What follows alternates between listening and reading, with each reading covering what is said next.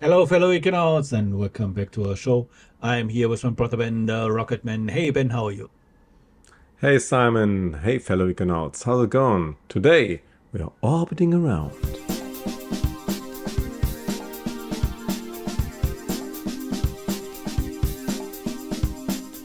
Today we are talking about satellites. The first question comes to mind: what is a satellite? The definition of a satellite is an object that circumvents or orbits a larger object. For example, the moon is a satellite of our planet, the Earth, but also man-made objects can be set into a position where they orbit around Earth.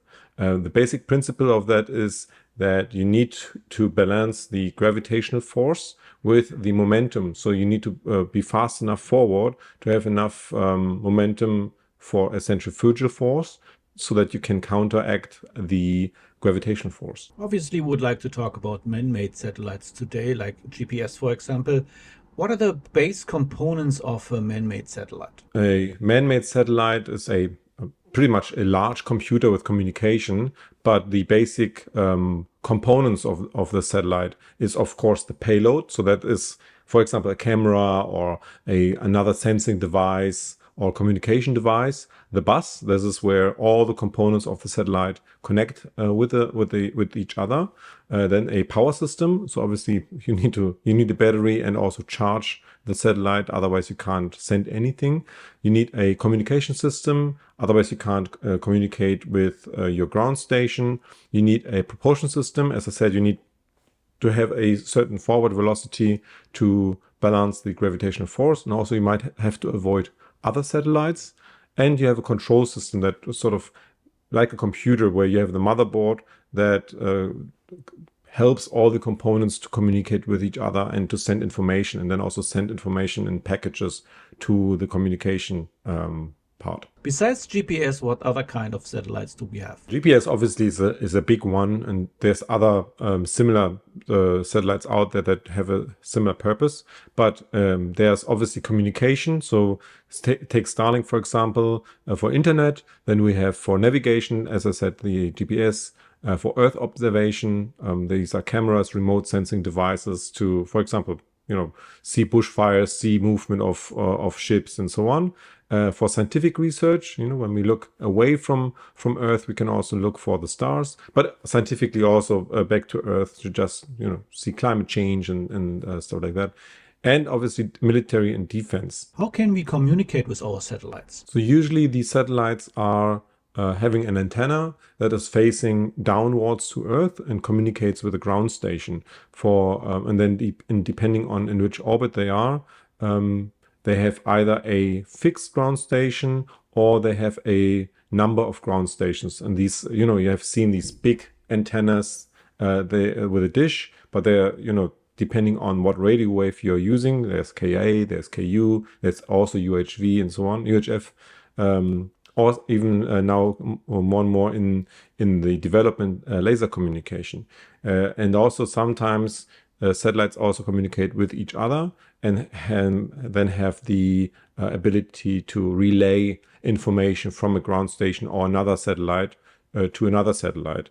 This is, for example, now what Starlink is doing. They've partnered with T-Mobile to have a direct satellite to cell phone service. So this will be the next type of communication we will see. So, not all satellites communicate with one another? No, some satellites don't have to communicate with each other. Obviously, also if you have satellites from different countries or different organizations, there's no need for them to communicate with each other.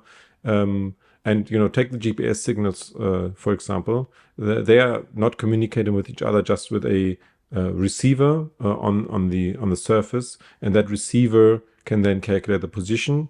They might have to relay back to a ground station, but otherwise there's no need for GPS to really communicate.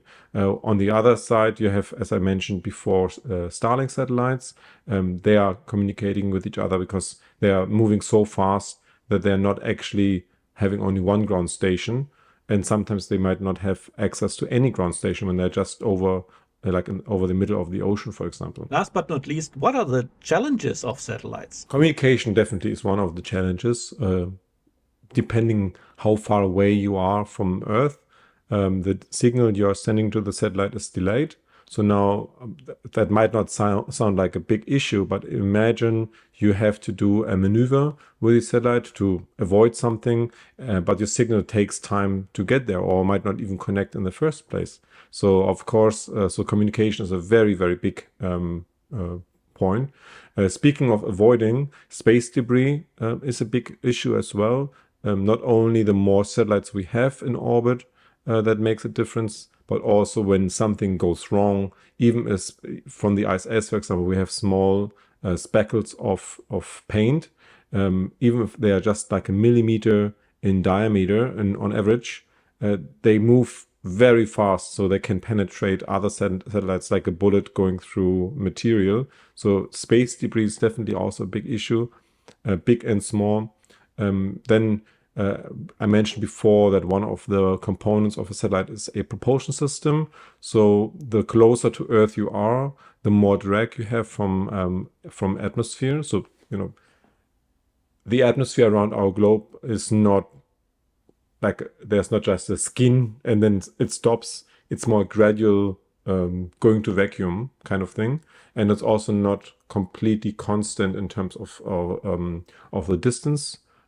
So therefore, if you have a satellite that is very close to Earth in, for example, low Earth orbit, such as the Starlink satellites, they experience also a friction from that air that's called the drag. And you have to counteract that. So you need a propulsion system. And if you have a propulsion system, at some point, the propulsion is empty. So what do you do then? Speaking of when things are empty, of course, at some point, the satellite is either old or the components are not working anymore, and then it becomes more or less space debris. So you have to also manage that time and decide when you want to put the satellite into the end of life section, more or less. And then you either park it, if it's a geostation satellite, you park it further away in the so-called graveyard orbit.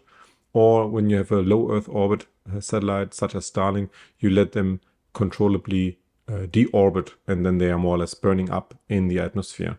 And there's more challenges as well. There's radiation, there's different temperatures. You need to manage the power systems and so on. And the communication, as I said, also amongst each other to manage all the data. There's many challenges to control satellites.